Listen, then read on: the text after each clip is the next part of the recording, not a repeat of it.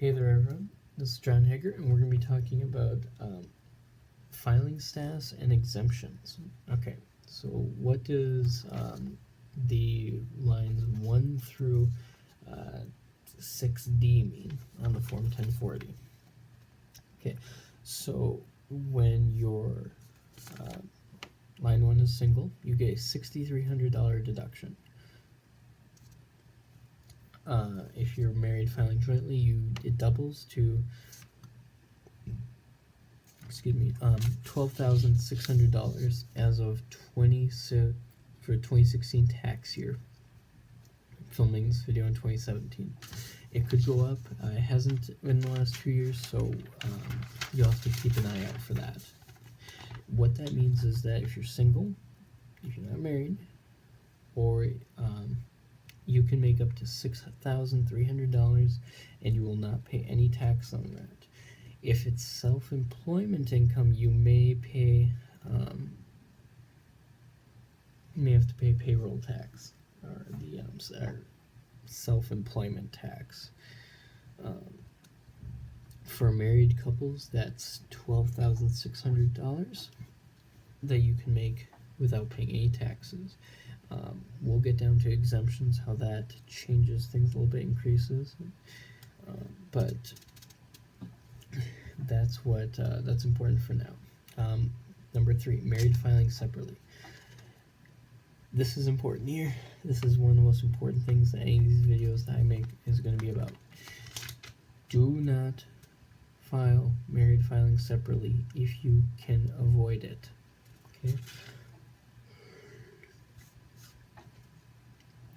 Married filing separately is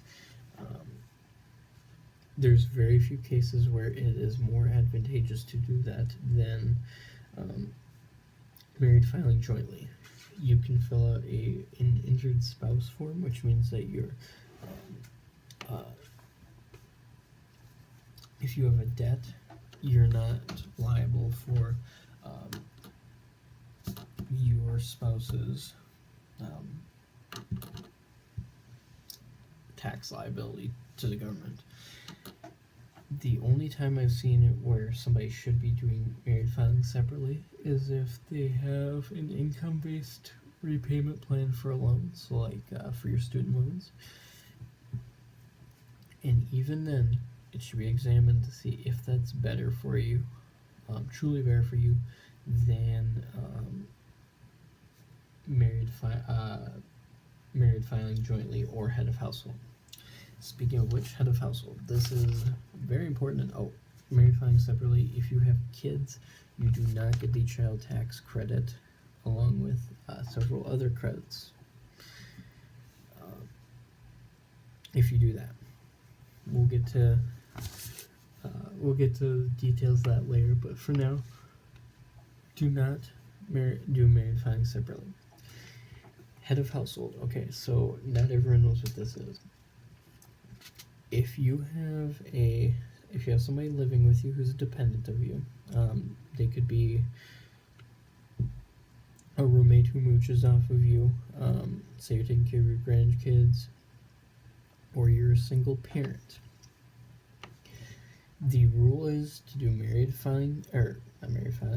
head of household is if you had someone living with you that you provide for, so you can claim them as an exemption. It means they made less than $4,050, and you paid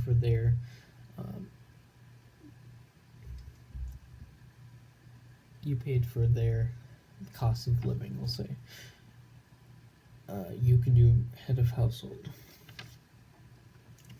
The rule for this is you can't have lived with back up here. Head of household is mainly meant for single people whose spouses left them.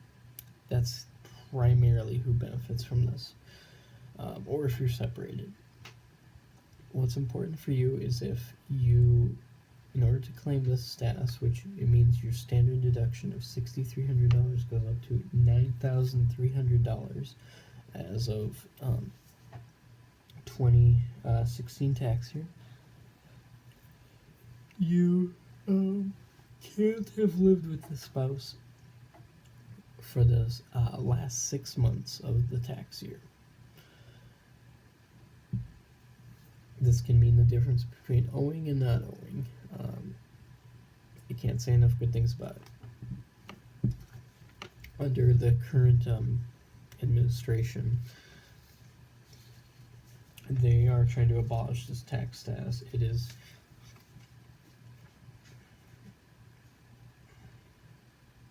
That would devastate many families. So we'll say. Qualifying widower with dependent child. So in order to be a widow or a widower for tax purposes, your spouse must have died within the last 2 years. If they died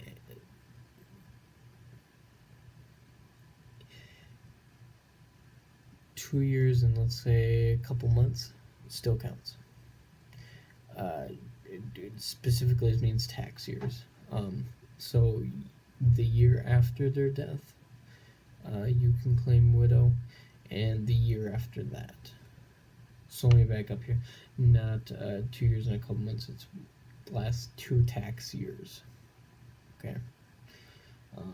It allows you to keep claiming married filing jointly. Essentially, get that deduction for $12,600 while you get your affairs in order. Okay. It's John Hecker signing off. Next time we'll be talking about exemptions. This can get a little hazy. Most people understand it, but understanding the criteria for it is, I think, imperative. So to make sure you understand how many what you should be having withheld at work.